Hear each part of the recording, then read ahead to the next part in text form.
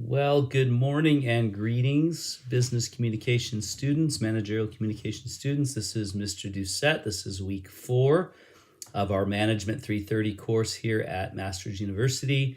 And this week we're going to be looking at week number 4. I think it's 7 and 8 as far as the chapters we'll be looking at. And so you're going to have some very similar assignments each week. It's very similar. But I do want to note and do want to say, let me go ahead and share my screen here, is I do want to say that I have been putting extensive notes on all of your writing assignments. And it appears some of you are reading them. It appears some of you are not reading them. And so I highly encourage you to do that because you're repeating the same mistakes every week on your writing assignments. So I want to make sure that you take my constructive thoughts or take my comments and suggestions and that you apply those to your writing assignment. And that makes my grading a little easier and it makes your grade a little higher. So that's what we're both aiming for here.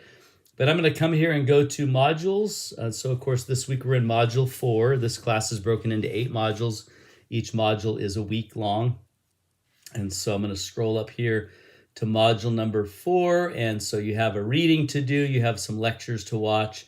You have a discussion on the tweet. So the Carl Huang, the CEO of X3 is going to ask you to send out a tweet for him. And so you have to write the tweet and that'll be part of your discussion, not so much writing the tweet, but how should you word it? It's coming from you. And so it's kind of your response to his request and how you would respond and then what the tweet would be. So you're kind of giving him a rough tweet. Then of course you have your grammar for chapter 7 and chapter 8. Those are pretty straightforward. And then you have your writing assignments. So I think one of the writing assignments is to complete this tweet as well as something else. But remember, read my comments on your business writing. And I've put a lot of emphasis and I've given a lot of notes. And the reason being is business writing is not like writing an essay. And the more neat that you can make your document, the more text design that you use. Again, that means headings, bullet lists, bold text, italicized text, short single-spaced paragraph, and of course, proper formatting. All of that makes your document look appealing and it makes it more readable. And then, of course, having proper grammar and sentence structure, which all of you are doing really well on the writing part. It's the laying it out part that some of you are not quite getting it yet. For instance, every document, when you give a salutation, that's Dear Eric Doucette or Dear whoever, whatever you write in that first line, it always ends in a colon. Now, some students have challenged me on that, and it is true in an informal setting that you can use a comma or nothing at all, but I prefer that you use a colon. I think that's a little more formal and professional, so I'm asking you to make that end in a colon. If you're writing a business email, you should always include a full signature block with name, title, contact information, phone number, extension, email address, etc. All should be in the signature block of an email.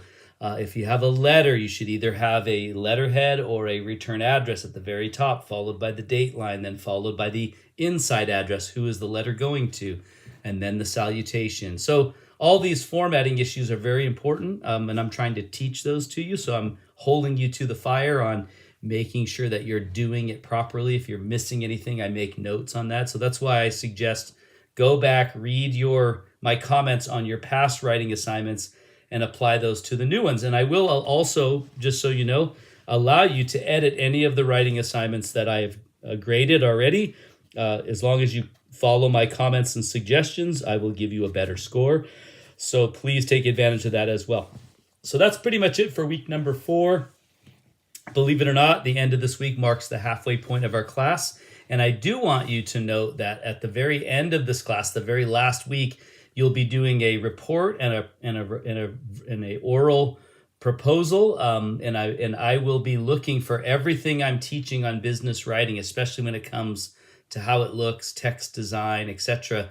That has to be amply used in your final report. If it's not, you'll get a very low grade. So I just want to prepare you now. Make sure you're tracking with me on the writing assignments, following my suggestions, applying them to your writing assignments. And then by the time you get to that last one, you'll nail it. So please take advantage of the notes and the comments that I'm giving.